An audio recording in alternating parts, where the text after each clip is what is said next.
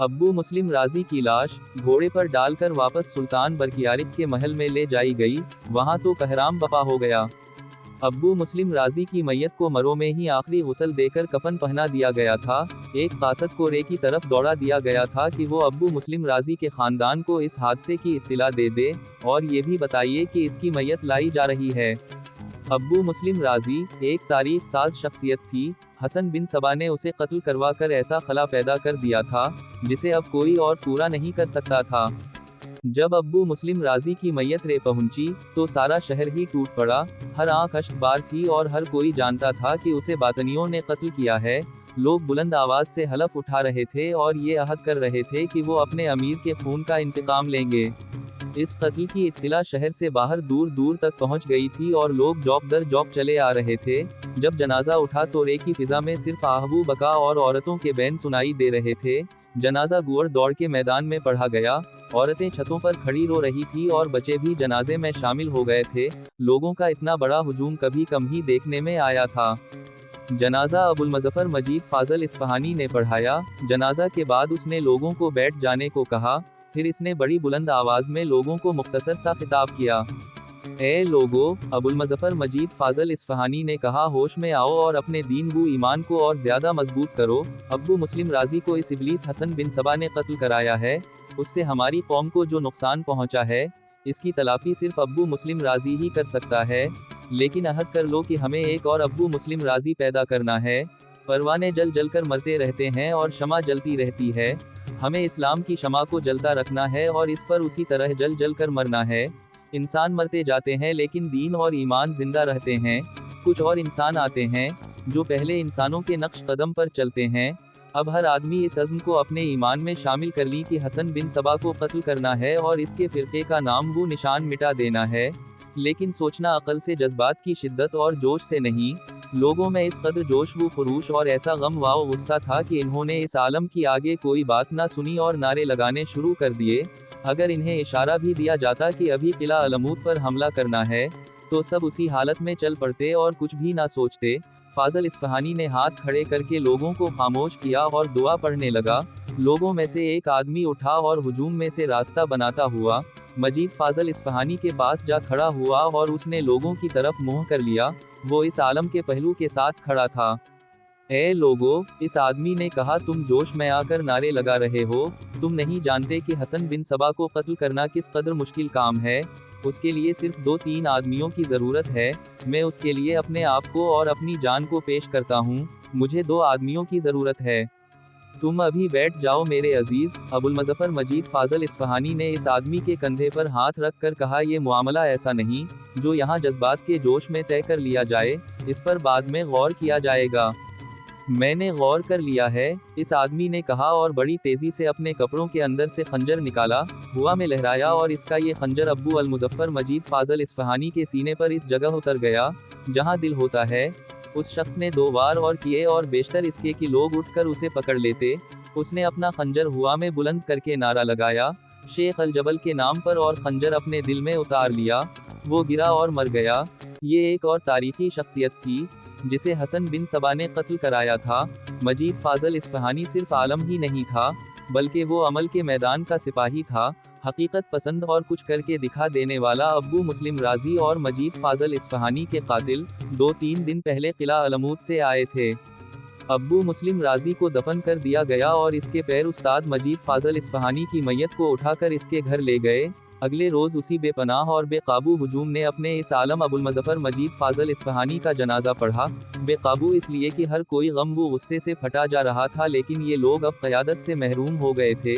सुल्तान बरकियारिक और इसका वज़ीर आज़म अब्दुर्रहमान समीरी वहीं रुके रहे थे। जनाजे के बाद अब्दुर्रहमान समीरी ने लोगों से खिताब किया और कहा कि वो अपने जज्बात पर काबू रखें और अपनी अकल पर पर्दा ना पड़ने दें। इंशाअल्लाह उन अजीम शख्सियतों के खून का बदला लिया जाएगा।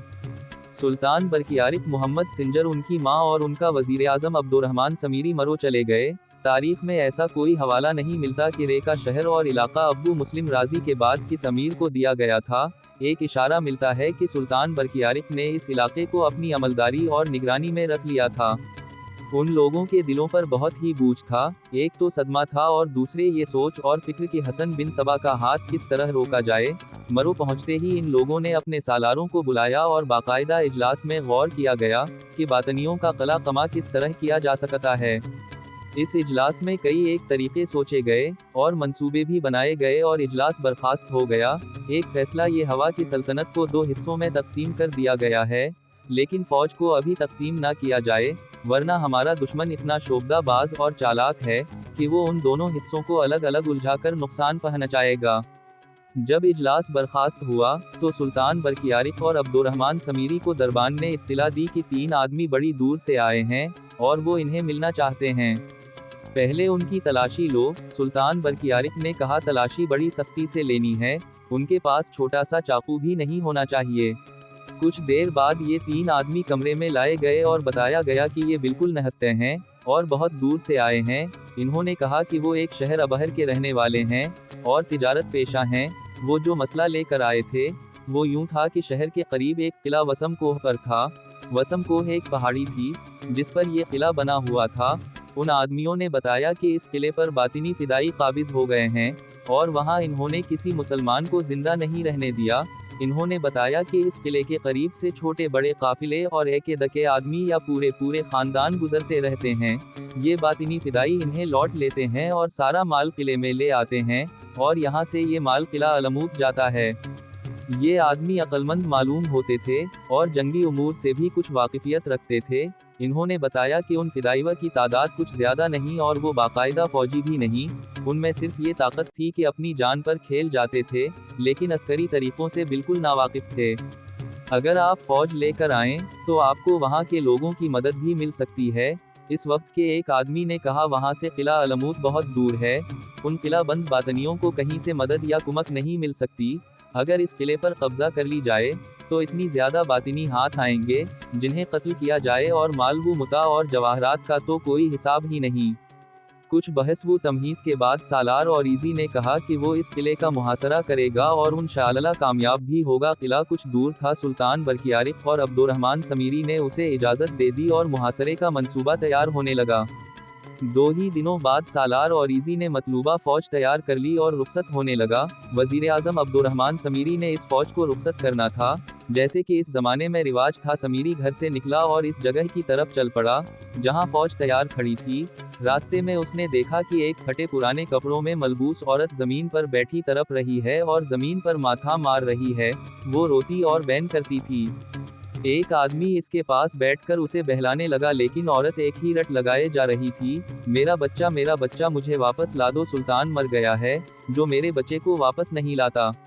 अब्दुर्रहमान समीरी ने घोड़ा रोक लिया और इस आदमी से पूछा कि औरत की ये हालत क्यों हो रही है। इस बेचारी का एक कमसिन बच्चा बातिनी उठाकर ले गए हैं। इस आदमी ने बताया, ये कहती है कि उन लोगों को जानती है और वो अभी शहर में ही हैं, लेकिन इसकी फरियाद कोई नहीं सुनता। अब्दुर्रहमान समीरी से इस औरत की ये हालत देखी ना गई। वो घोड़े से उतरा। वो इस औरत को तसल्ली दिलासा देना चाहता था कि इसके बच्चे को बरामद कर लिया जाएगा। समीरी इस औरत के करीब गया और इस पर झुका। इस औरत के पास जो आदमी बैठा हुआ था उसने बड़ी तेजी से खंजर निकाला और अब्दुर्रहमान समीरी की पीठ में उतार दिया, फिर उसे सीधा ना होने दिया और 2-3 वार और किए। वजीर आजम समीरी वहीं गिर पड़ा। लोग कातिल को पकड़ने के लिए दौड़े, लेकिन कातिल ने भागने की जरा भी कोशिश ना की। उसने 2 बार खंजर पूरी ताकत से इस औरत की पीठ में मारा और फिर खंजर अपने दिल के मकाम पर इतनी जोर से मारा कि आधे से ज्यादा खंजर इसके सीने में चला गया।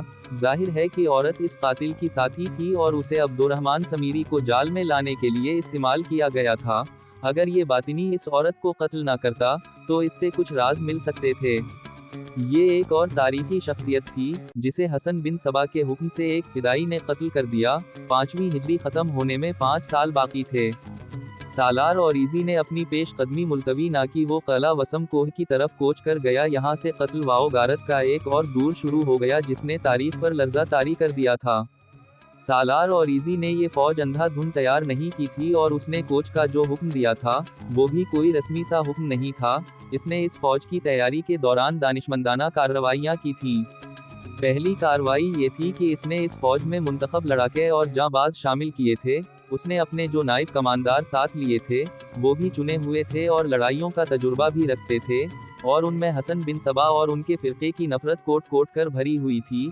सालार और इजी ने एक एहतियाती तदबीर इख्तियार की थी, जिसका मकसद ये था कि हसन बिन सबा तक ये खबर ना पहुंच जाए कि वो किला वसम कोह पर फौज कुशी के लिए जा रहा है।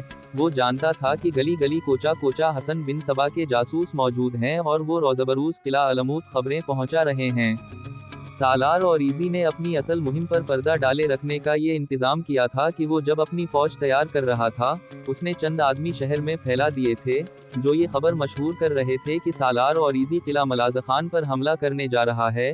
किला मलाज़खान फारिस और खोज़स्तान के दरमियान वाक़ था। चंद साल पहले बातनियों ने ये किला धोखे में अपने कब्जे में ले लिया था। किला वसम कोह किला मलाज़खान से कम बेश 100 मील दूर किसी और ही तरफ था। हसन बिन सबा को ये इत्तला दी गई कि सालार और इजी इतनी नफरी की फौज से किला मिलास खान पर हमला करने के लिए रवाना हो रहा है। ये सुनकर हसन बिन सबा ने कहकहा लगाया। पगले सलजोकी हसन बिन सबा ने कहा, अगर वो किला मिलास खान ले भी लेंगे तो क्या कर लेंगे? वो अभी तक नहीं समझे कि इनकी किस्मत और उनकी जानें मेरी मुट्ठी में है। मैं यहाँ तसव्वुर में जिसका गला दबाऊंगा वो मरो में या रे में या वो जहाँ कहीं भी हवा मारा जाएगा। जब औरीजी मरो से कोच करे उसी वक्त एक आदमी वहां से मेरे पास पहुंच जाए और बताइए कि इसके साथ कितनी पैदल और कितनी सवार नफरी है और उसने किस वक्त कोच किया है। हसन बिन सबा ने 2-3 आदमियों के नाम लेकर कहा कि इन्हें फौरा बुलाया जाए। वो आदमी फौरन पहुंचे। ये उसके जंगी मुशीर थे। उसने इन्हें किला मिलास खान के दिफा के मुताल्लिक हिदायत देने शुरू कर दी और साथ ये भी कहा कि मलाज़खान तक जगह जगह औरीजी के लश्कर पर शब खून मारे जाएं और घात लगाकर भी इन्हें नुकसान पहुंचाया जाए। उसने कहा कि कहीं भी जमकर नहीं लड़ना, ज़र्ब लगाकर वहां से निकल आएं। वो रास्ते से ही वापस चले जाएंगे। हसन बिन सबा ने कहा, अगर वो वापस ना आ गए और मिलास खान तक पहुंच भी गए तो उनकी नफरी आधी रह चुकी होगी और वो ऐसी हालत में होंगे कि मुहासरा भी मुकम्मल नहीं कर सकेंगे। मिलास खान में हमारी नफरी थोड़ी है, वहां आज ही जानिबाजों की खुसूसी नफरी भेज दो। इन्हें ये बता देना कि जून ही वो सलजूकियों के लश्कर को आता देखें तो किले से निकलकर और दूर का चक्कर काटकर पहलू से इस पर टूट पड़ें और सिपाही से लेकर सालार तक कोई एक भी बंदा जिंदा वापस ना जाए। सालार और इजी रे में अब्बू मुस्लिम राजी और अबुल मुज़फ़्फ़र मजीद फाजल इस्फ़हानी के जनाजे पढ़कर आया था। अब उसका लश्कर कोच के लिए तैयार था और वो अब्दुर्रहमान समीरी के इंतजार में था कि इसने आकर इन्हें अलविदा कहना था, लेकिन उसे इत्तिला मिली कि समीरी को एक बातिनी ने कत्ल करके खुदकुशी कर ली है। इस खबर से सालार और इजी को भड़क उठना चाहिए था और इस पर जज्बात का गलबा होना एक कुदरती बात थी, लेकिन उसने अपने आप को ज़हनी और जज्बाती लिहाज से काबू में रखा और ठंडे दिल से सोचा कि उसे क्या करना चाहिए। अगर वो दौड़ा हुआ वहां जा पहुंचता जहां अब्दुर्रहमान समीरी को कत्ल किया गया था तो वो मातम करने लग जाता और इसकी फौज जो कोच के लिए तैयार थी इंतजार में खड़ी रहती या उसे वापस बल्ला लिया जाता। सल्तनत इस्लामिया के पासबानों, सालार और इजी ने अपनी फौज से यूं खिताब किया, बातिनी एक और वार कर गए हैं। अभी अभी कासद इत्तिला दे गया है कि हमारे वजीर आजम अब्दुर्रहमान समीरी को एक बातिनी ने उसी धोखे से कत्ल कर दिया है जिस तरह अमीर अब्बू मुस्लिम राजी और हमारे पैरवू मुर्शिद और आलम अबुल मुज़फ़्फ़र मजीद फाजल इस्फ़हानी को कत्ल किया गया था। हम अब किसी के जनाजे के लिए नहीं रुकेंगे। अब हम इन मकतूलों के खून के एक एक कतरे का इंतकाम लेंगे। अब हमें पीछे नहीं देखना बल्कि आगे बढ़ना है। अब दिल में अहद कर लो कि हसन बिन सबा और इसके बातिल फिरके को ख़त्म करना है या खुद ख़त्म हो जाना है। लानत है इस जिंदगी पर जिसमें इब्लीस हमारे अमायदीन का खून बहाते। खरे अल्लाह अकबर का नारा लगाओ और आगे बढ़ो, और इस जज्बे से आगे बढ़ो कि हमने अब वापस अपने घरों को नहीं आना। लश्कर ने जब अल्लाह अकबर का नारा लगाया तो यूं लगा जैसे आसमान का सीना फट गया हो और जमीन हिल गई हो। इस नारे में ईमान की गरज थी। सालार और इजी घोड़े पर सवार था। वो लश्कर के आगे आगे ना चला बल्कि वहीं खड़ा रहा। रास्ते से जरा हटकर जमीन का थोड़ा सा उभार था और इजी अपना घोड़ा इस उभार पर ले गया और अपने सामने से गुजरते हुए लश्कर को देखने लगा। लश्कर कलिमा तैबा का बुलंद वरद करता हुआ जा रहा था। तारीख में ऐसे आदादू शुमार नहीं मिलते कि इस लश्कर की नफरी कितनी थी और उसमें प्यादे कितने और सवार कितने थे। बहरहाल ये साफ पता चलता है कि इस लश्कर में वही जोश व खरूश था जिसकी इस सूरत हाल में ज़रूरत थी। पहले बयान हो चुका है कि सालार और इजी ने चुन चुन कर जज्बे वाले मुजाहिद इस लश्कर में रखे थे। वो सही मानों में इस्लाम के मुजाहिदीन थे। انہیں تنخواہوں کے ساتھ بھی کوئی دلچسپی نہیں تھی اور مال غنیمت کا بھی ان کے ذہنوں میں کوئی خیال نہ تھا، ان میں انتقام کا جذبہ تھا۔ تھوڑے سے عرصے کی خانہ جنگی نے کئی گھر اجاڑ دیے تھے اور بھائیوں نے بھائیوں کو قتل کر دیا تھا۔ ان فوجیوں کو جب پتہ چلا تھا کہ اس خانہ جنگی کے پیچھے باطنیوں کا ہاتھ تھا، تو وہ نفرت اور انتقام کے جذبے سے اتنے بھر گئے تھے کہ بارود کے چلتے پھرتے پتلے بن گئے تھے۔ وہ اس سے کئی گنا زیادہ باطنیوں کو قتل کرنا چاہتے تھے، جتنے خانہ جنگی میں اپنے آدمی مارے گئے تھے۔ سالار اور ایزی کے پیچھے 12-14 گھوڑسوار محافظ کھڑے تھے۔ اب سالاروں اور دیگر سربراہوں کی حفاظت کے انتظام پہلے سے زیادہ سخت کر دیے گئے تھے۔ لشکر گزرتا جا رہا تھا اور سالار اور ایزی اسے دیکھ رہا تھا۔ ایک محافظ نے دیکھا کہ ایک درویش آدمی ایک طرف سے چلا آ رہا ہے اور اس کا رخ سالار اور ایزی کی طرف ہے۔ اس محافظ نے اپنے گھوڑے کی باگ کو جھٹکا دیا اور ہلکی سے ایر لگائی، گھوڑا اس درویش کے سامنے جا رکا۔ اس شخص کا صاف ستھرا لباس پر اثر چہرہ اور انداز بتاتا تھا کہ یہ کوئی عالم ہے، اور درویش بھی، اس کے ہاتھ میں قرآن پاک اور دوسرے ہاتھ میں عصا۔ اس کی داڑھی خاصی لمبی تھی، اس کے چہرے پر گھبراہٹ نہیں بلکہ خود اعتمادی تھی۔ میرے راستے میں مت آئے سوار، درویش نے محافظ سے کہا، میں اس راستے پر جا رہا ہوں جو اللہ کی اس مقدس کتاب نے مجھے دکھایا ہے۔ اس نے قرآن پاک کو اوپر کر کے کہا، یہ قرآن مجید ہے، گھوڑے سے اتر اور اس کی توہین نہ کر، مجھے سپہ سالار کے پاس جانے دے۔ آپ کا احترام دل و جان سے کروں گا اے عالم، محافظ نے گھوڑے سے اتر کر کہا، لیکن آپ کی جامہ تلاشی لیے بغیر آگے نہیں جانے دوں گا۔ کیا آپ نے نہیں سنا کہ یک کے بعد دیگرے 3 شخصیتوں کو باطنیوں نے ایسے ہی دھوکے سے قتل کر دیا ہے؟ عالم اور درویش کا بہروپ تو کوئی بھی دھار سکتا ہے۔ میں تجھے فرائض سے کوتاہی نہیں کرنے دوں گا۔ درویش نے کہا، میری جامہ تلاشی لے لے، پھر بھی تجھے شک ہے کہ میں سپہ سالار کو قتل کر دوں گا؟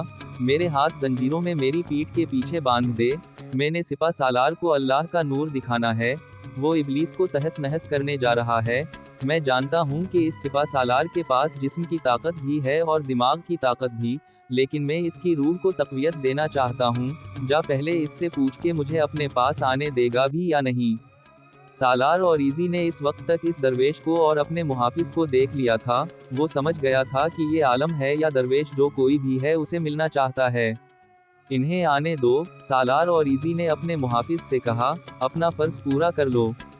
فرض سے مراد یہ تھی کہ اس کی جامہ تلاشی لے لو کہ اس کے پاس کوئی ہتھیار نہ ہو۔ محافظ نے درویش کے کپڑوں کے اندر اچھی طرح دیکھ لیا اور اسے سالار اور ایزی کی طرف بھیج دیا، لیکن خود اس کے ساتھ رہا۔ 2 اور محافظ گھوڑوں سے اتر آئے اور سالار اور ایزی کے سامنے جا کھڑے ہوئے۔ محافظ اس طرح کھڑے تھے کہ ایک درویش کے بالکل پیچھے دوسرا اس کے ایک پہلو کی طرف اور تیسرا دوسرے پہلو کی طرف تھا۔ میرے ہاتھ میں قرآن مجید ہے، درویش نے قرآن سالار اور ایزی کی طرف بلند کر کے کہا، اگر سالار گھوڑے سے اتر آئے تو میں بھی قرآن مجید کی بے ادبی کے گناہ سے بچ جاؤں گا، قرآن مجید صرف تمہارے لیے لایا ہوں۔ سالار اور ایزی گھوڑے سے اتر آیا، یقیناً اسے اور اس کے محافظوں کو یہی توقع ہوگی کہ یہ درویش یا عالم اچھی نیت سے نہیں آیا۔ باطنیوں نے پہلے 3 عمائدین کو اسی طرح قتل کیا تھا اور اب یہ سالار اور ایزی کو قتل کرنے آیا ہے۔ جب اوریزی گھوڑے سے اتر کر اس کے سامنے کھڑا ہوا تو تینوں محافظ درویش کے اور زیادہ قریب ہو گئے اور ان کی نظریں اس کے ہاتھوں پر جم گئی۔ میرے لیے کیا حکم ہے عالم؟ سالار اور ایزی نے پوچھا۔ حکم دینے والی ذات صرف اللہ کی ہے، درویش نے کہا، مجھے کچھ نظر آیا تھا، وہ تجھے دکھانے آ گیا۔ تیری جسمانی اور تیری دماغی قوت پر مجھے کوئی شک نہیں، لیکن تیری روح کو تقویت کے لیے کچھ دینا ہے۔ میں تجھے قتل کرنے نہیں آیا۔ دیکھ لے، میرے ہاتھ میں قرآن مجید ہے اور دوسرے ہاتھ میں عصا۔ اگر میں سپاہی ہوتا تو آج تیرے ساتھ جاتا، لیکن میری زندگی کا راستہ کوئی اور ہے، میں نے تیری فتح کے لیے رات بھر چلا کاٹا ہے۔ اللہ نے کرم کیا اور مجھے روشنی کی ایک کرن دکھا دی، وہ تیری روح میں ڈالنے آیا ہوں۔ تیرا پورا نام کیا ہے؟ ابن ہاشم اور ایزی سالار اور ایزی نے جواب دیا۔ اور تو جا کہاں رہا ہے؟ درویش نے پوچھا۔ قلعہ ملازخان، سالار اور ایزی نے جھوٹ بولا۔ درویش زمین پر بیٹھ گیا، وہاں زمین دھول والی تھی۔ اس نے سالار اور ایزی کو بھی اشارہ کر کے بٹھا لیا، پھر زمین پر دائیں ہاتھ کی شہادت کی انگلی سے خاصا بڑا ستارہ بنایا، ایک خانے میں اوریزی کا پورا نام لکھا اور اس کے بالمقابل خانے میں ملازخان لکھا۔ اس کے بعد اس نے قرآن مجید کھولا اور تھوڑی سی ورق گردانی کر کے ایک آیت پر انگلی رکھی اور وہ آیت بلند آواز سے پڑھی۔ قرآن مجید بند کیا، آسمان کی طرف دیکھا اور منہ ہی منہ میں کچھ بڑبڑا اور نیچے ستارے کو دیکھا، اس کے تمام خانوں میں کچھ نشان سے لگائے اور پھر سالار اور ایزی کے چہرے پر نظریں گاڑ دیں۔ तेरे लश्कर ने पहले 2 जगहों पर शिकस्त का सामना किया है। दरवेश ने कहा अब तो फतहयाब लौटेगा। दरवेश ने कुरान उसी जगह से खोला जहां से पहले खोला था और कुरान मजीद और ईजी के हाथों में देकर एक आयत पर उंगली रखी और कहा ये पढ़ और उसे ज़बानी याद कर ले। सालार और ईजी ने वो आयत पढ़ी और फिर चंद मर्तबा पढ़कर कहा कि ये उसे याद हो गई है। अल्लाह बड़ा या इब्लीस? दरवेश ने पूछा। अल्लाह, सालार और ईजी ने जवाब दिया। जा अल्लाह तेरे साथ है। दरवेश ने उठते हुए कहा तूने कहा है किला मिलाज खान जा रहा है, अब ये ख्याल रखना कि रास्ते में किसी और तरफ का रुख ना कर लेना, किला मिलाज खान को ही मुहासरे में लेना और इस किले के दरवाजे तेरे लिए खल जाएंगे, ये ख्याल रखना कोई एक भी आदमी जिंदा ना रहे। ऐसा नहीं होगा ए आलम। सालार और ईजी ने कहा मैंने किला मलाज खान का कसद किया है और वही मेरी मंजिल है। दरवेश ने कुरान मजीद सालार और ईजी के सर से जरा ऊपर एक चक्कर में घुमाया। घोड़ा तेरा मुंतजिर है। दरवेश ने कहा यही घोड़ा तुझे फतहयाब वापस लाएगा। मैं तुझे अल्लाह के सुपरिद करता हूँ, उसी की जात तेरी हामी व नासिर है। सिपा सालार और ईजी घोड़े पर सवार हुआ। घोड़ा लश्कर की तरफ मोड़ा, लश्कर आगे निकल गया था। अब उसके सामने से वो घोड़ा गाड़ियाँ, बैलगाड़ियाँ और ऊंट गुजर रहे थे जिन पर लश्कर का सामान वगैरह लदा हुआ था। और ईजी ने घोड़े को एड़ लगाई। घोड़ा बड़ी अच्छी चाल दौड़ने लगा। इसके मुहाफिज इसके पीछे पीछे जा रहे थे। इन मुहाफिजों का कमांडार अपने घोड़े को सालार और ईजी के घोड़े के पहलू में ले गया। सालार मुहतरम, कमांडार ने पूछा क्या हम वाकई किला मलाज खान जा रहे हैं? आपने हमें किला वसम कोह के मुतालिक बताया था और यही बताते रहे हैं कि वसम कोह के किले की साख्त किया है और उसके इर्द गिर्द किया है। इसके दरवाजे कैसे हैं और हम इस किले को किस तरह सर करेंगे? किला मलाज खान से तो हमारा लश्कर वाकिफ ही नहीं। जहां तक इस दरवेश का ताल्लुक है, हम किला मलाज खान ही जा रहे हैं। सालार और ईजी ने मुस्कुराते हुए जवाब दिया और जहां तक मेरा ताल्लुक है, मैं किला वसम कोह जा रहा हूँ। मुहाफिजों का कमांडार कुछ इस तरह अपना घोड़ा पीछे ले आया जैसे वो अपने सिपा सालार की बात समझ ही ना सका और समझने की कोशिश कर रहा हो। दरवेश सालार और ईजी को खुदा हाफिज कहकर वापस चला गया और उसने अपनी चाल में कोई फर्क न आने दिया। वो शहर में दाखिल हुआ और फिर एक गली में गया और एक मकान के दरवाजे में दाखिल हो गया। अंदर 4-5 जवां साल आदमी बैठे हुए थे। वो आ गया। एक आदमी ने कहा, फिर दरवेश से पूछा क्या खबर लाए? मिलाज खान ही जा रहा है। दरवेश ने बैठते हुए कहा, तस्दीक कर आया हूँ। अब एक आदमी फौरन चल पड़े और जिस कदर जल्दी हो सके किला अलमुदत पहुंचे और शेख अलजबल को बताए कि सालार और ईजी अपने लश्कर के साथ किला मलाज खान को ही कोच कर गया है। शेख अलजबल ने हुक्म दिया था कि आखिरी इत्तिला उसे बहुत जल्दी मिलनी चाहिए। मैं तैयार हूँ। एक जवां साल आदमी ने उठकर कहा, घोड़ा भी तैयार है, मैं तुम्हारे इंतजार में था। कोई और इत्तिला? और कुछ नहीं, दरवेश ने कहा। वो जवां साल आदमी बड़ी तेजी से वहां से चला गया। उसका घोड़ा तैयार था। वो कूदकर घोड़े पर सवार हुआ और निकल गया। इस वक्त आम ख्याल ये था कि इस शहर में किसी बातिनी को जिंदा नहीं रहने दिया गया, लेकिन हसन बिन सबा का भेजा हुआ ये गिरोह जिंदा व सलामत था और पूरी तरह सरगर्म था। इन्होंने अपने ऊपर ऐसा दबीज पर्दा डाल रखा था कि उन पर किसी को शक होता ही नहीं था। ये सालार और ईजी की गहरी नज़र थी जिसने उस दरवेश की असलियत भान पर ली थी, वरना वो कौन मुसलमान है जो कुरान से मुतासिर नहीं होता। सालार और ईजी ने अल्लाह का शक्र अदा किया था कि ये दरवेश इसके पास आ गया था। शक्र इसलिए अदा किया कि हसन बिन सबा को मुसद्दिका इत्तिला मिल जाएगी कि ये लश्कर किला मिलाज खान को ही जा रहा है। रास्ते में सिर्फ एक पड़ाव होगा। सालार और ईजी ने अपने नाइबैन को हुक्म दिया, ये पड़ाव भी एक आध घड़ी के लिए होगा, पूरी रात के लिए नहीं। बाकी रात कोच में गुजरेगी और हमें बहुत ही जल्दी वसम कोह पहुंचना है। मुजम्मिल आफंदी और बिन यूनुस जख्मी हालत में सुल्तान के महल के एक कमरे में पड़े हुए थे। उनकी जान तो बच गई थी लेकिन जख्म ज्यादा थे और खून इतना बह गया था कि उनका जिंदा रहना एक मोजिजा था। वो खतरा टल गया था लेकिन अभी तक दोनों बिस्तर से उठने के काबिल नहीं हुए थे। अचानक शमूना बड़ी तेजी से दौड़ती हुई उनके कमरे में दाखिल हुई। मुजम्मिल, शमूना ने घबराए हुए लहजे में कहा, वजीर आजम अब्दुर्रहमान समीरी भी कत्ल हो गए हैं, लाश लाई जा रही है। मुजम्मिल और बिन यूनुस एक झटके से उठ बैठे और उनके साथ ही दोनों की करबनाक आहीं निकल गईं और वो फिर लेट गए। इस खबर पर तो वो उठकर बाहर निकल जाना चाहते थे लेकिन जख्मों ने इन्हें बैठने भी ना दिया और वो यूं लेट गए जैसे घायल होकर गिर पड़े हूँ। इन दोनों ने शमूना से पूछना शुरू कर दिया कि समीरी कहाँ कत्ल हुआ है, किस तरह कत्ल हुआ है, किसने कत्ल किया है। शमूना ने इन्हें तफसील सुनाई। अब मैं इस शहर में नहीं रहूंगी, शमूना ने गुस्से और जज्बात की शिद्दत से कांपती हुई आवाज में कहा। मैं किला अलमूत जाऊंगी और हसन बिन सबा को अपने हाथों कत्ल करूंगी। तुम दोनों को अब घरों में बैठी हुई औरतों की तरह रोना नहीं चाहिए, शमूना ने फैसला किन लहजे में कहा। अब हमें कुछ करना पड़ेगा। सालार और इजी एक लश्कर लेकर किला वसम कोह का मुहासरा करने चले गए हैं, लेकिन मैं कहती हूँ कि एक किला सर करलीने से किया हासिल होगा। हो सकता है ये किला सर ही ना हो सके, पहले हमारे लश्कर शिकस्त खाकर आ चुके हैं।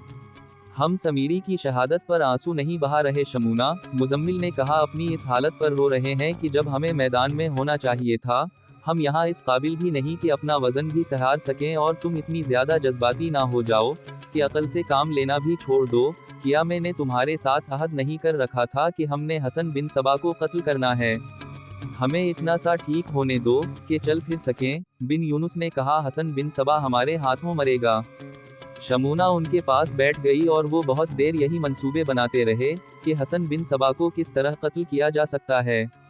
तुम दोनों ने देख लिया है, शमूना ने कहा। बातिनी और हसन बिन सबा के फिदाई जमीन के ऊपर नहीं जमीन के नीचे मिलते हैं।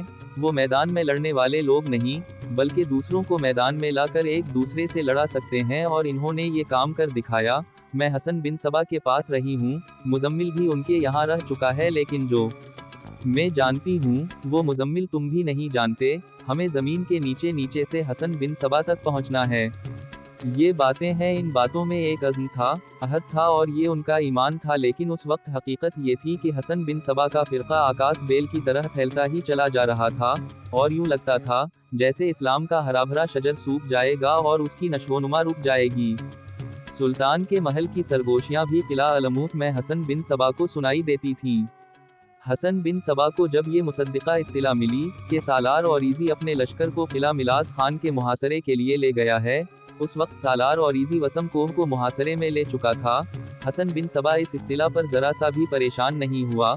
उसने किला मिलाज खान के दिफा का इंतजाम पहले ही इतना मजबूत कर दी था कि सालार और इजी जितना लश्कर अपने साथ ले गया था, इससे दुगना लश्कर भी किला मिलाज खान को फतह नहीं कर सकता था। उसने वहां 1000 जांबाज भेज दिए थे। इसके अलावा उसने किला मिलाज खान से कुछ दूर दूर 3 जगहों पर घात का बंदोबस्त भी कर दिया था। सालार और इजी को तवक्को थी कि वो किला वसम कोह को बड़ी आसानी से ले लेगा, लेकिन उसने जब मुहासरा किया तो किले की दीवारों पर हजारों इंसानों का हुजूम नजर आने लगा। इस हुजूम ने तीरों का मीना बरसा दिया। सालार और इजी अपने लश्कर को पीछे हटाने पर मजबूर हो गया और किला तोड़ने के मंसूबे सोचने लगा। वो इतना जान गया कि ये किला आसानी से नहीं लिया जा सकेगा और मुहासरा तूल खींचेगा। मुस्तनद तारीखों में आया है कि हसन बिन सबा का अंदाज ऐसा था जैसे उसे कोई गम नहीं कि कोई किला हाथ से निकल जाएगा। उसने अपने खास आदमियों से कहा कि अपने दुश्मन के मजहबी और मुआशरती सरबराहों को ख़त्म कर दूं। मुअर्रिख लिखते हैं कि उसे ये तवक्को ज़रा कम ही थी कि इसके फ़िदाई अब्बू मुस्लिम राजी और वज़ीर आज़म अब्दुर्रहमान समीरी जैसे अहम तरीन सरबराहों को इतनी आसानी से कत्ल कर देंगे। फिदाईवा ने ये कारनामा कर दिखाया तो हसन बिन सबा ने हुक्म दिया कि यही काम जारी रखो और दुश्मन के किसी भी हुक्मरान को और किसी आलम दीन को जिंदा न रहने दो। हसन बिन सबा अपने आप को मुसलमान कहता था, लेकिन वो जब दुश्मन का लफ्ज़ इस्तेमाल करता था तो उससे उसकी मुराद मुसलमान ही होते थे। वो किसी के कत्ल का हुक्म देता तो इस अंदाज से बोलता था जैसे इसकी ज़बान से खुदा बोल रहा हो। इसके पैरोकार मान गए थे कि इस पर वही नाजल होती है और उसे हर हुक्म खुदा की तरफ से मिलता है। अब्बू मुस्लिम राजी अबुल मज़फ़र मजीद फाजल इस्फ़हानी और अब्दुर्रहमान समीरी के कत्ल के फ़ौरन बाद जो अहम तरीन शख्सियत बातनियों के हाथों कत्ल हुए, अगर क़ारीन को हर कत्ल की तफसील सुनाई जाए तो यूँ नज़र आएगा जैसे एक ही वारदात एक ही जैसे अल्फाज में दोहराई जा रही है। बातनियों का तरीक़ा कत्ल एक ही जैसा था, वही तरीक़ा था जिससे अब्बू मुस्लिम राजी और दूसरे सरबराहों को कत्ल किया गया था। मशहूर व मारूफ तारीख नवीस इब्न जौज़ी ने लिखा कि चंद दिनों में ही हसन बिन सबा के फिदाईवा ने हाकिम दयार बकीर उतामक मुअदूद को कत्ल किया और उसके फौरा बाद अबू जाफर शातबी राजी, अबू अबीद मुस्तूती, अबुल कासिम करखी और अबुल फरा करातकीन को कत्ल किया। कुछ दिनों का वक्फा आया और फिर इबलीस के फिदाईवा ने काजी किरमान, अमीर बलकाबत सरामर इस्फ़हानी और काजी अब्दुल्लाह इस्फ़हानी को कत्ल किया। कत्ल की हर वरादात में तरीक़ा कत्ल एक ही इस्तेमाल किया गया। वो इस तरह की फिदाई भेस बदल कर किसी बहाने मकतूल तक रसाई हासिल करता और अचानक खंजर निकाल कर उसे कत्ल कर देता, बेशतर इसके कि उसे पकड़ा जाता वो खुदकुशी कर लेता। اس کے بعد باطنی فدائیہ نے ایک طریقہ اور اختیار کیا۔ دو مورخوں نے لکھا ہے کہ حسن بن صبا کے فدائیہ نے سلجوقی فوج کے سالاروں اور نائب سالاروں کو یوں وارننگ دی کہ ان کے گھروں میں رقعے پھینک دیے، جن پر تحریر تھا کہ شیخ الجبل امام حسن بن صبا کی اطاعت قبول کر کے اس کے ہاتھ پر بیعت کر لو، ورنہ تمہارا حشر وہی ہوگا جو پہلے کچھ حاکموں، امیروں اور علماء دین کا کیا جا چکا ہے۔ ظاہر ہے کہ کسی بھی سالار یا ماتحت کماندار نے حسن بن صبا کی اطاعت قبول نہیں کرنی تھی۔ ان سب نے یہ تحریری جو ان کے گھروں میں پھینکی گئی تھی، سلطان برقیارق کو دکھائیں۔ ان ابلیسوں کی دھمکیوں کو کھوکھلے الفاظ نہ سمجھنا۔ سلطان برقیارق نے سالاروں سے کہا، ایک احتیاط یہ کرو کہ کوئی سالار اکیلا کہیں بھی نہ جائے، اس کے ساتھ 3-4 محافظ ہونے چاہیے۔ رات کو اپنے گھروں کے ارد گرد پہرے کھڑے کر دو، اپنے آپ کو کسی بھی وقت غیر مسلح نہ رکھو۔ دوسرا طریقہ یہ ہے کہ ہم ان کے قلعوں پر قبضہ کریں گے۔ تم جانتے ہو کہ سالار اوریزی وسم کوہ گیا ہوا ہے، اس کے ساتھ ہی ہم نے باطنیوں کا جو قتل عام کروایا ہے وہ کافی نہیں۔ یہ تحریر جو تم سب تک پہنچائی گئی ہے، ثبوت ہے کہ باطنی یہاں موجود ہیں اور زمین کے نیچے نیچے پوری طرح سرگرم ہیں۔ میرے مخبر اپنا کام کر رہے ہیں، تم اپنے مخبروں کو سرگرم کر دو۔ تاریخوں میں واضح الفاظ میں لکھا ہے کہ تمام سالاروں، ان کے نائبین اور اہم قسم کے ماتحت کمانداروں نے اپنے آپ کو رات کے وقت بھی مسلح رکھنا شروع کر دیا۔ انہوں نے اپنے گھروں پر پہرے دار مقرر کر دیے جو رات بھر مکانوں کے ارد گرد گھومتے پھرتے رہتے تھے۔ سالاروں نے اپنے مخبر سارے شہر میں پھیلا دیے تھے۔ پچھلے کسی سلسلے میں ایک سپہ سالار ابو جعفر حجازی کا تفصیلی ذکر آیا ہے۔ مقتولین کی مندرجہ بالا فہرست میں بھی ایک ابو جعفر کا نام شامل ہے۔ یہ ابو جعفر کوئی عالم دین تھا اور حسن بن صبا کے خلاف عملی طور پر سرگرم رہتا تھا۔ ایک فدائی نے اس کا مرید بن کر اسے قتل کر دیا تھا۔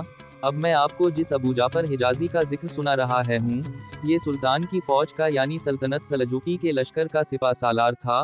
پہلے بیان کر چکا ہوں کہ وہ سلطان برقیارق کا خوشامدی تھا اور اس کا ہر غلط حکم بھی بسرو چشم مانتا اور اس کی تعمیل کرتا تھا۔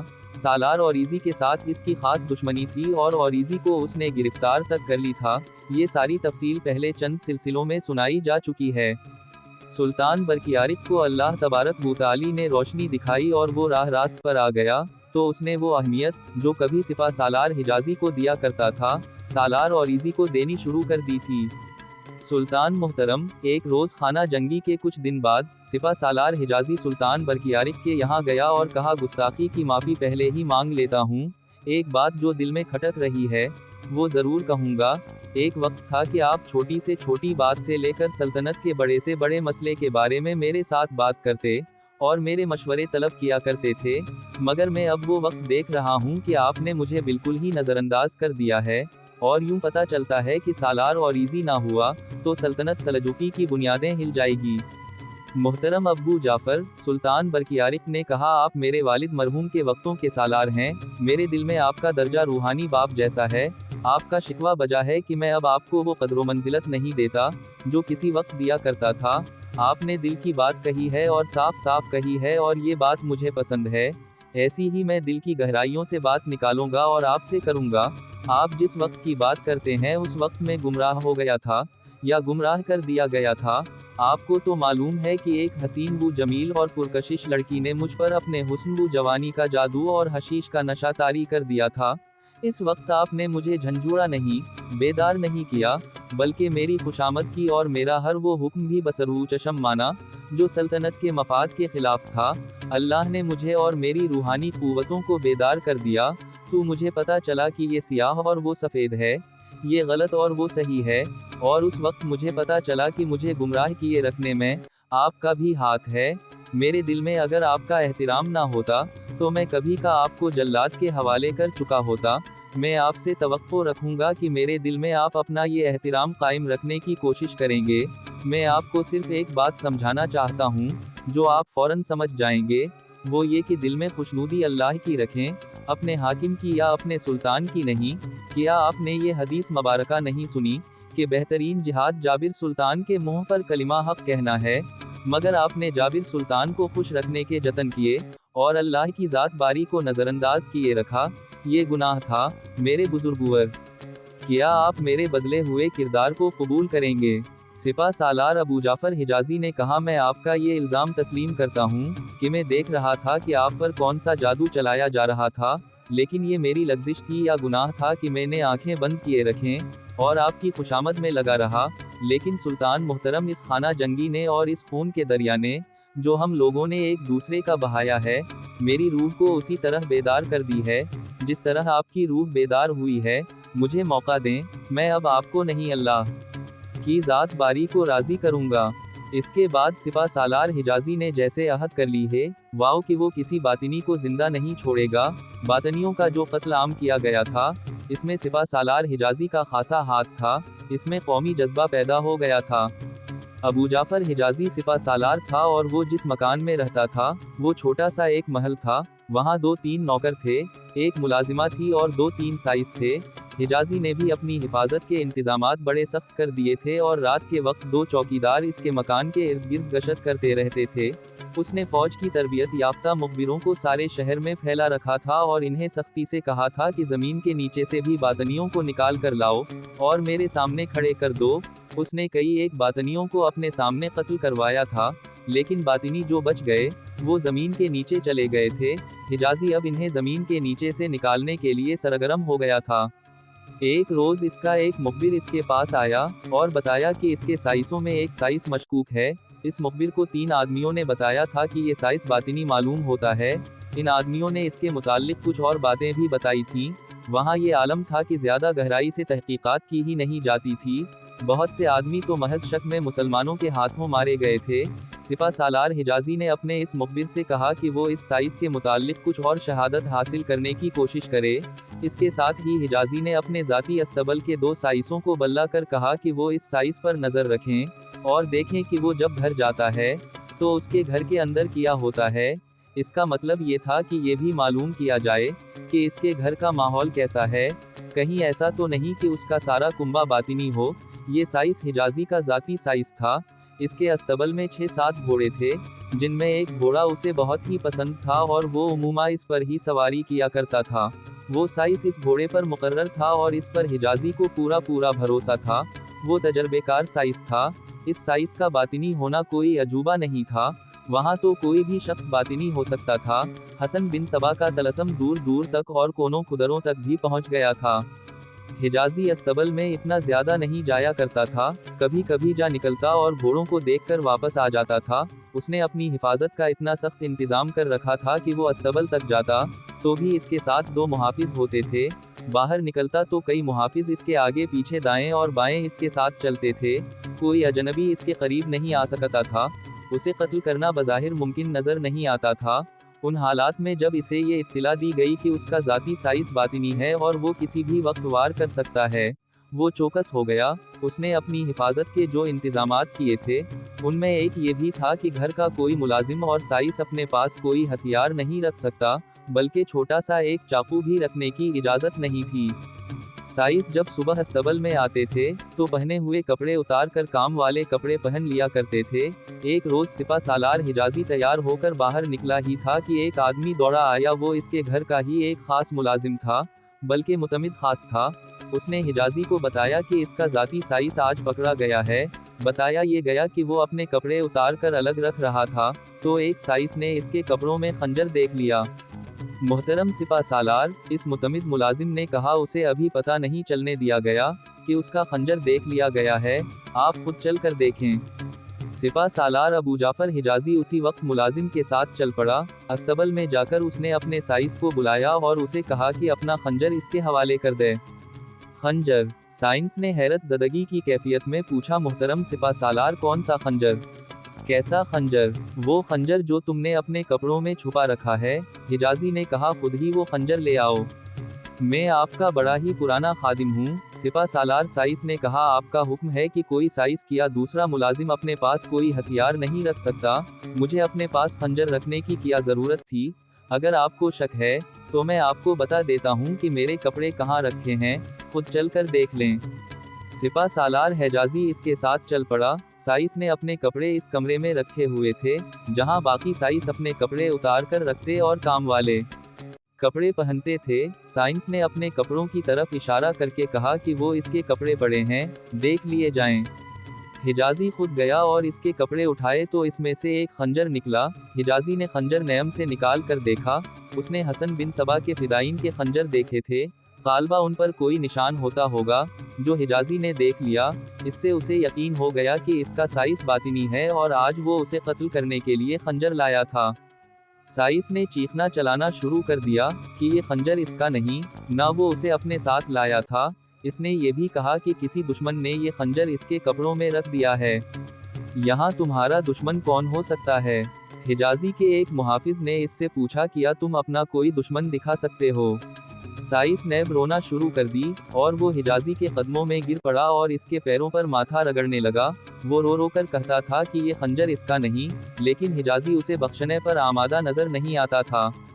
حجازی نے خنجر اپنے ایک محافظ کو دیا اور اشارہ کیا، محافظ اشارہ سمجھ گیا۔ وہ سائس کی طرف بڑا، سائس کے چہرے پر خوف و ہراس کے تاثرات نمودار ہوئے اور اس کی آنکھیں اور زیادہ کھل گئی۔ محافظ نے 2-3 قدم تیزی سے اٹھائے اور یکے بعد دیگرے سائس کے سینے میں خنجر کے 2 وار کیے۔ سائس گرا اور ذرا سی دیر بعد اس کی آنکھیں پتھرا گئیں۔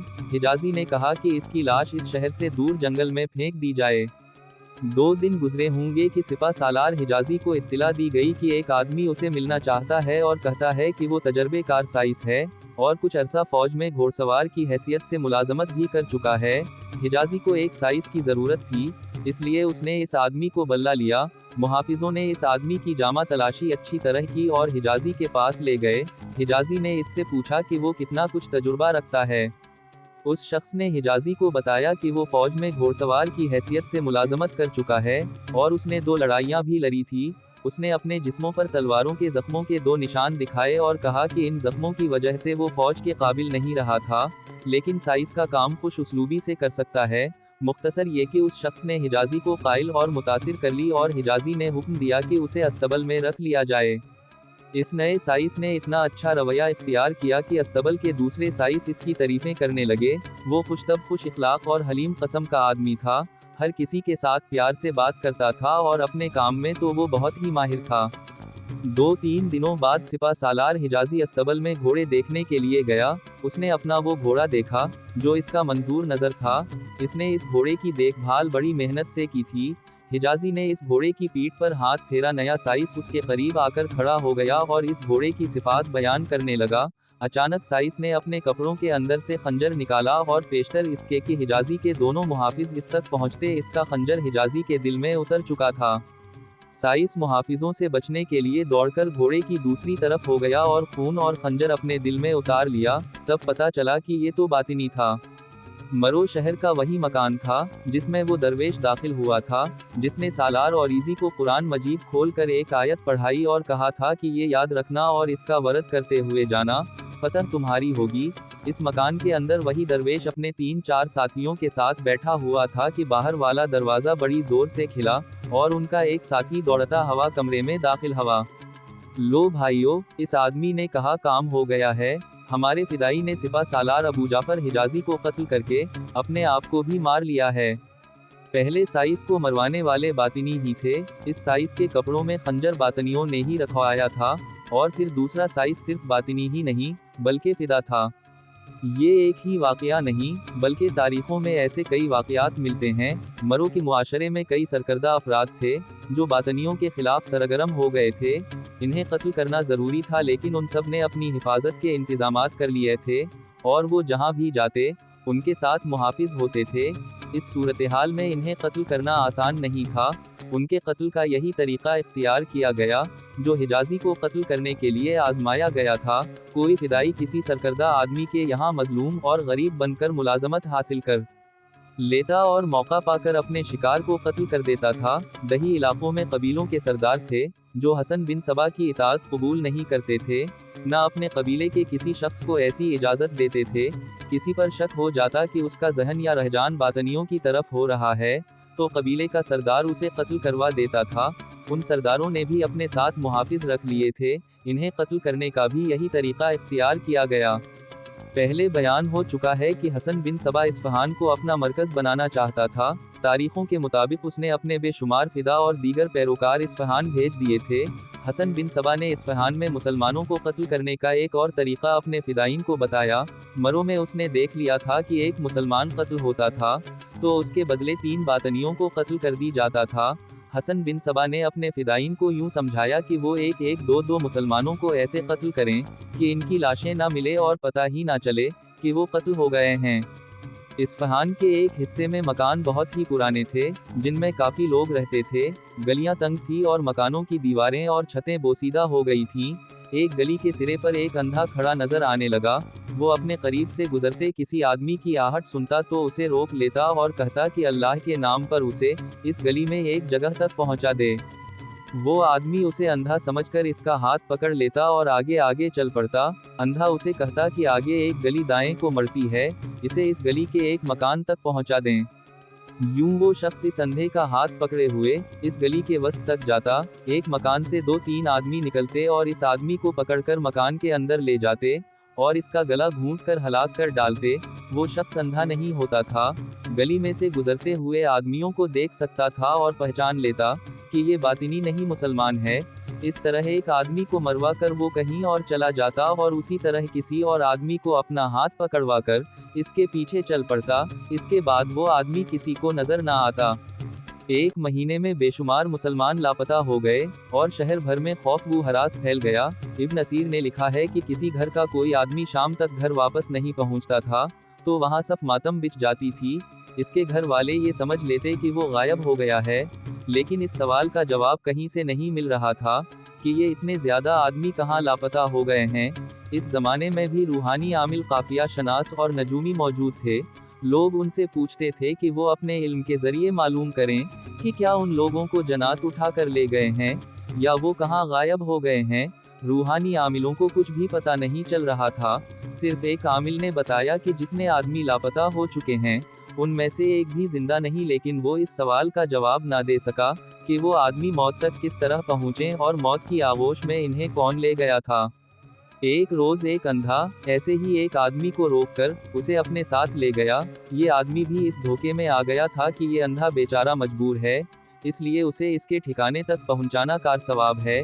इसके बाद ये आदमी किसी को नजर नहीं आया, लेकिन एक बात यूं हुई कि एक आदमी ने उसे इस अंधे का हाथ पकड़े हुए एक गली के अंदर जाते हुए देखा था। उसने कई लोगों को बताया कि गुम होने वाले शख्स को एक अंधा अपनी रहनुमाई के लिए एक गली के अंदर ले गया था।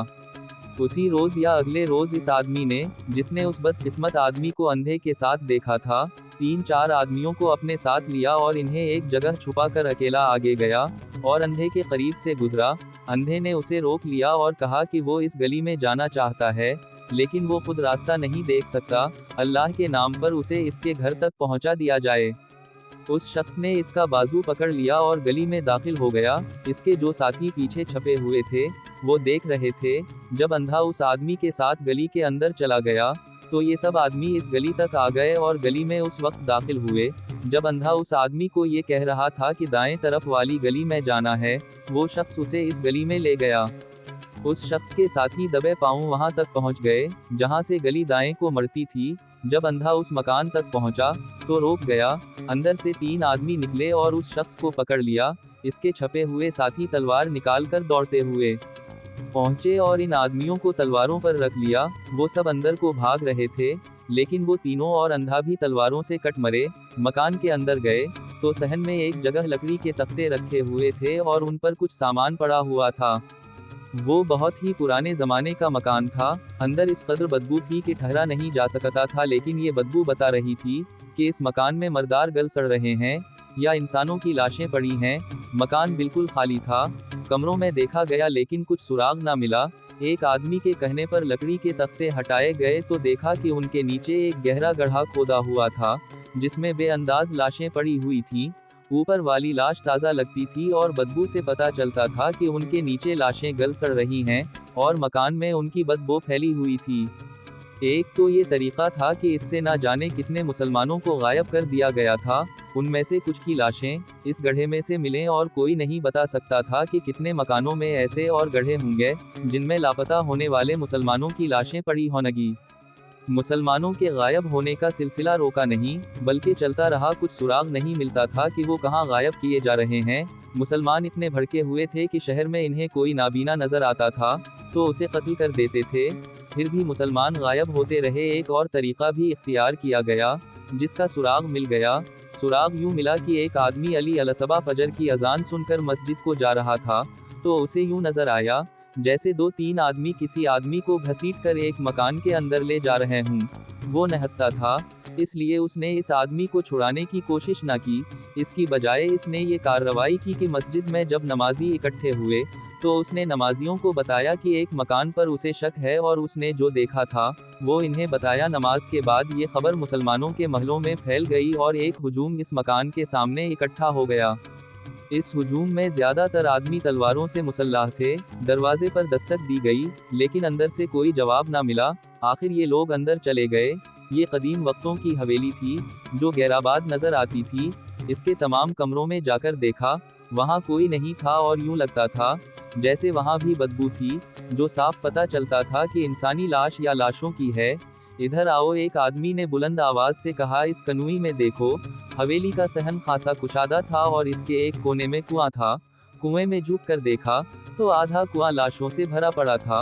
ऊपर से 2-3 लाश निकाली गई। ये अभी खराब नहीं हुई थी। उनमें एक लाश का खून बिल्कुल ताज़ा था। ये वही आदमी होगा जिसे उस शख्स ने देखा था कि घसीट कर अंदर ले जा रहे हैं। उन चंद एक लाशों के बाद कोई और लाशें ना निकाली गईं, क्योंकि दानिशमंदा बुजुर्गों ने लोगों से ये कहा था कि नीचे लाशों की हालत बहुत ही बुरी मालूम होती है, ना ही निकाली जाएं तो बेहतर है, वरना उनके पसमानदगान के दिलों को बहुत ही सदमा पहुंचेगा। चुनाचे इस कनुई को मिट्टी से भर दिया गया। ये तो बताया ही नहीं जा सकता कि इस कनुई में कितनी 100 लाशें पड़ी हुई हैं।